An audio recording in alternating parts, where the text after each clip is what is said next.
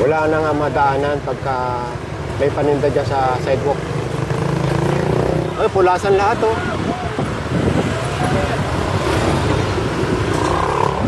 At yung sa taas, tingnan nyo. Paano kaya sila nakakakit dyan?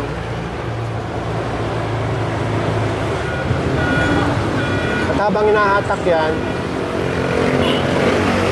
ito, ipakita ko sa inyo ito. Hanggang taas.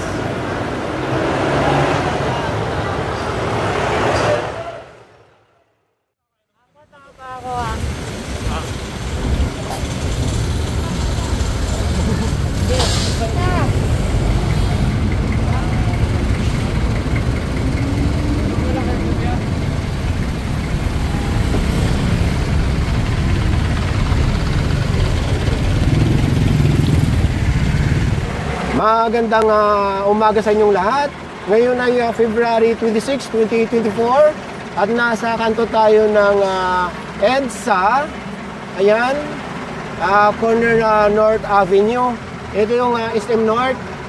Ito at pinagtitikitan yung mga namimikap ng pasahero, itong mga jeep. At kung titignan nyo naman, nagkukos sila ng traffic dito. Iniiwasan na yung mga jeep. Ngayong araw ay magsasagawa ng sidewalk clearing, illegal parking, at kung ano-ano pang madadaanan ng mga obstruction sa kahaba ng kalsada. Itong Special Operation Group ng MMDA sa pangunguna ni Sir Gabriel Go. At ngayong araw, ang i-clear itong kahabaan ng Congressional Avenue, Mindanao Avenue, Commonwealth, at lahat yan ay part ng Quezon City.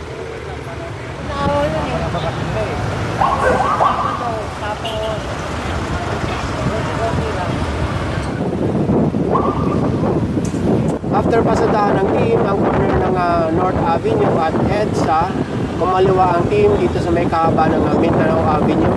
At dito sa batakaran natin, nakikita natin yung North Avenue station ng Mega Subway.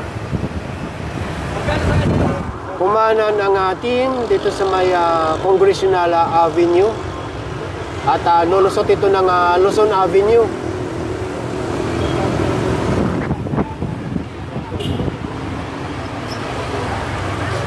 Nasa haba nito ng Congressional Avenue.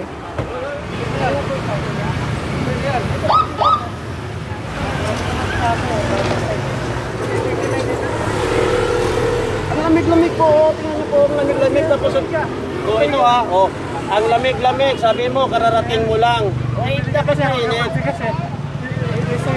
Kung mapapansin niyo yung parada nitong sasakyan, iniwasan yung bike lane. Yun nga lang, lumamang dito sa kalsada. Magpa ganun pa man, bawal po talaga mag-park dito sa may kahabaan ng main road.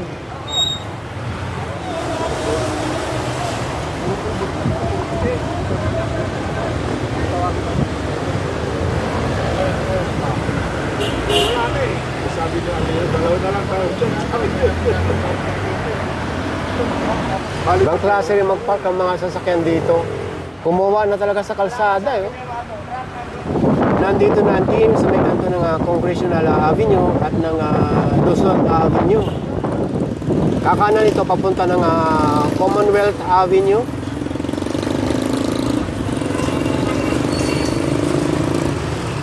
Yung mga nakaharang dyan sa sidewalk sa loob, yan ang mga i-clear.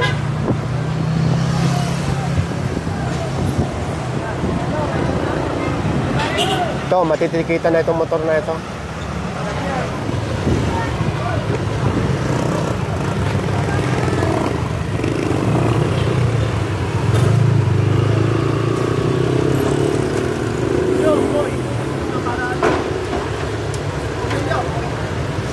Wala na nga madaanan pagka may paninda dyan sa sidewalk.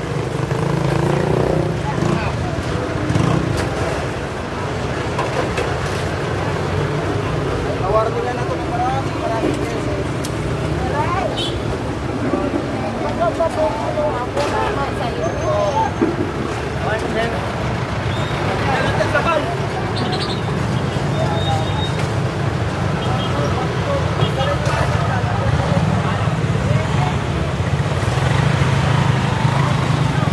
Kanya-kanya na silang tanggalan. Eh.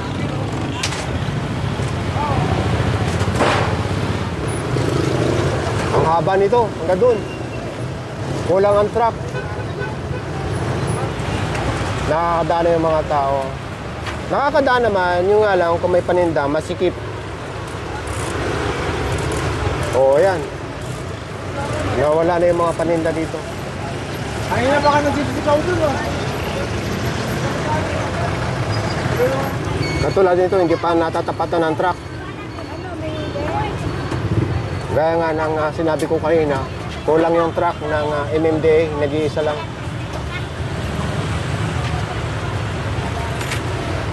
Pinagbabatak din yung mga walang mga driver ng mga tricycle dito or walang rehistro dito sa may kahaba ng Luzon Avenue. After ng Luzon Avenue, hindi duman ang team sa may kahaba ng Commonwealth. Dumiretso dito sa may kahaba ng Katipunan Avenue. Ayan ang Ateneo. At ito pinagtitikitan at pinagbabatak ang mga nakapark dito sa sidewalk.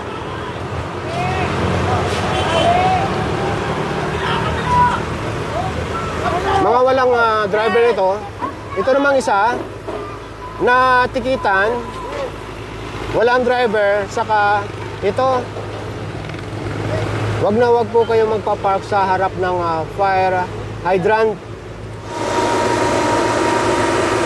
Ayan, maluwag nang makakuha ng tubig ang bumbero kung sakali man. After ng Katipunan, dumiretso ang team dito sa may kahaba ng C5. Ito yung Pasig, ito yung Makati, at ito yung elevated U-turn.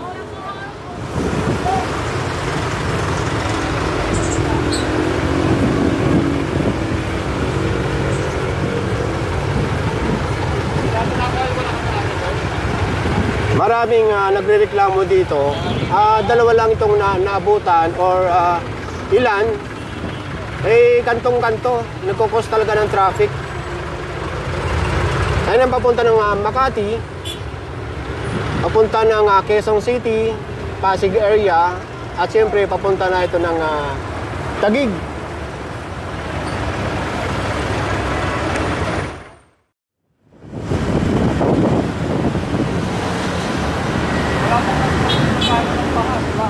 Nasa kahabaan pa rin tayo ng Kalayaan. Ito yung sentro ng BGC, yung mga BPO. Ito pinagtitikitan. Ay, pulasan lahat, oh.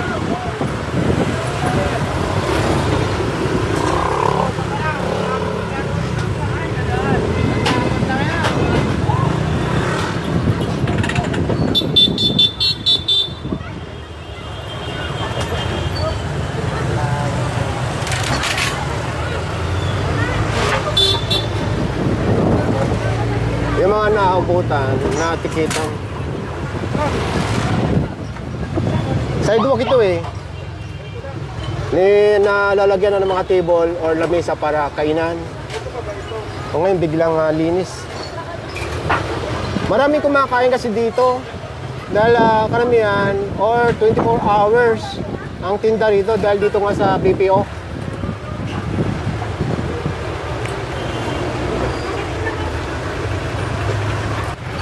Bukod dito, hanggang doon pa sa kabila. Doon. Ito, ito yung sinasabi ko. Yan, tinatanggalin ng lamesa. Kainan yan eh. So wala na madadaanan talaga yung mga tao. Andun pa yung truck eh, kaya hindi nadaanan.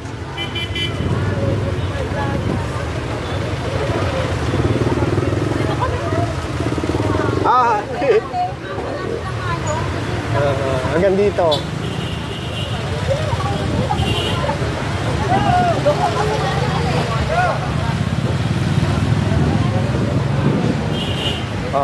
Ayan. Ayan ang sitwasyon. Kasi nga kung lalagyan pa ng lamesa, wala na talaga madadaanan ng tao. Dito na lang lahat sa kalsada. dito sa kahaba ng Kalayaan, ano ito malapad yung sidewalk. Sakop na ito ng barangay Simbong, Makati. Dati, ngayon ay Taguig na. Kumana ng team sa may BGC Ortigas Bridge. Meron. Doon sa ano ng trade. At dito sa BGC Ortigas Bridge at sa ilalim ito, ginawa ng parkingan. Ngayon yung may driver dyan, matitikitan at paalisin. Ngayon yung wala, hahatakin lahat yan.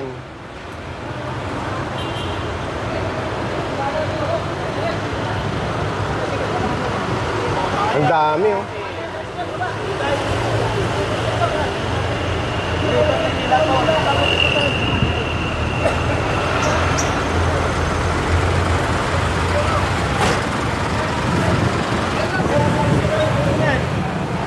Kunin ko na yan.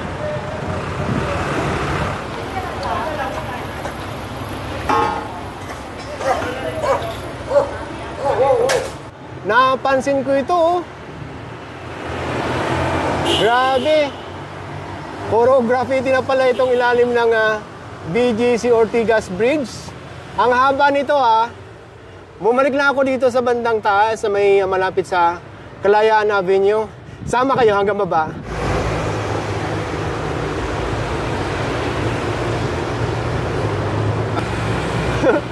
Paano kaya sila nakakakit dyan?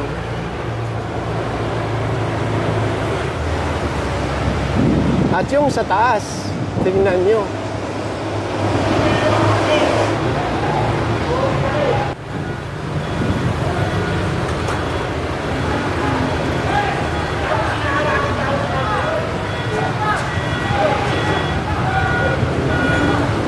At habang hinahatak yan, ito, ipakita ko sa inyo ito, hanggang taas.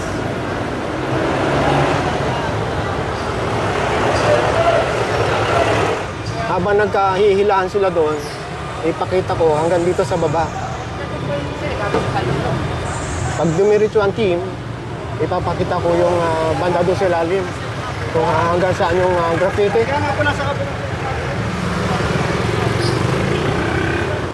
Halos pala lahat mga kabayan, walang mga driver kaya pinagbabatak.